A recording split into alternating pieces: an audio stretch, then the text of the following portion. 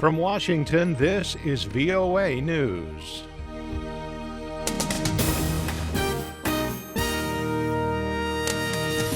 I'm David Byrd reporting U.S. forces have killed Hajji Iman, an Islamic State finance minister who was also responsible for the terrorist group's external affairs. U.S. Secretary of Defense Ash Carter said Friday that Iman's death is a big blow to the Islamic State group. The removal of this ISIL leader will hamper the organization's ability to conduct operations both inside and outside of Iraq and Syria. Carter would not say whether Iman was killed in Iraq or Syria. He also would not say whether the Islamic State leader was killed in a raid or by an airstrike. The defense secretary also announced that Abu Salah, an Islamic State leader charged with paying fighters in Iraq, was targeted by U.S. forces this week. Belgian prosecutors say 3 people have been detained in a counterterrorism operation in Brussels, prompted by Thursday's arrest of a suspect in the Paris area. The Belgian prosecutor's office confirmed in a statement that Friday's arrests were conducted in 3 districts of the capital. U.S. Secretary of State John Kerry met with Belgium's Prime Minister Charles Michel Friday and assured him of U.S. support in the wake of Tuesday's attacks. Our mission to defeat and destroy Daesh is not going to be accomplished overnight. It's going to take some time and patience and persistence. It will require resources and commitment and cooperation across many cultures and beliefs, and the recognition that this is, in fact, truly a global challenge.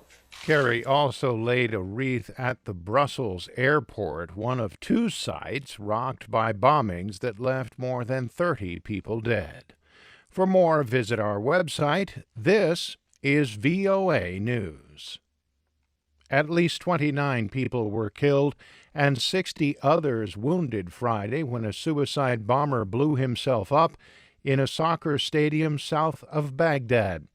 The bombing took place during a match in the city of Iskandariya, about 50 kilometers from Baghdad. Medical officials say the town's mayor was killed in the blast. No one has claimed responsibility, but the Islamic State group has been waging a campaign of suicide bombings in and around the Iraqi capital. Iskandariya is part of a mixed Sunni Shiite area which was once dubbed the Triangle of Death. It has been badly affected by sectarian violence in recent years. Iraqi Shiite cleric Muqtada al-Sadr threatened increased protests Friday if Iraq's prime minister does not enact government reform. The influential cleric delivered the message through a representative during a sermon attended by tens of thousands in Baghdad. Sadr has called on Iraqi Prime Minister Haider al-Abadi to address corruption and cronyism within the government and replace current ministers with more experienced leaders who do not have a political affiliation by next week. His followers have staged weekly rallies to pressure the government to make changes. Abadi has expressed concern about the protests that they could endanger Iraq's security, but he has not acted on reforms he announced in February. Christians around the world observed Good Friday, marking the crucifixion of Jesus. As Robert Berger reports from Jerusalem, commemorations there were held amid tight security after recent violence.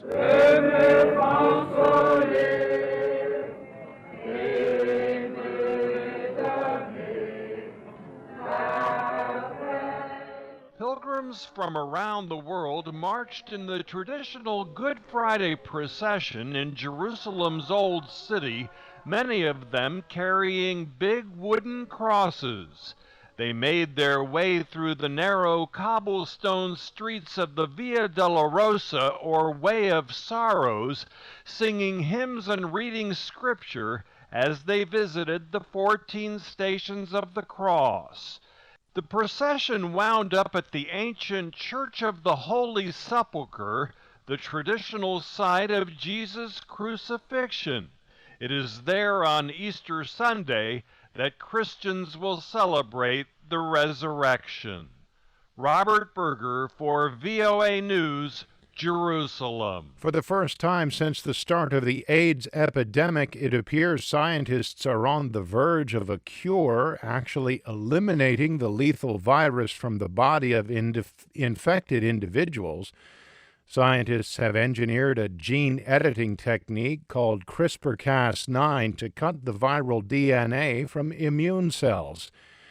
Human clinical trials could get underway in another 2 to 3 years. I'm David Byrd in Washington. That's the latest world news from VOA.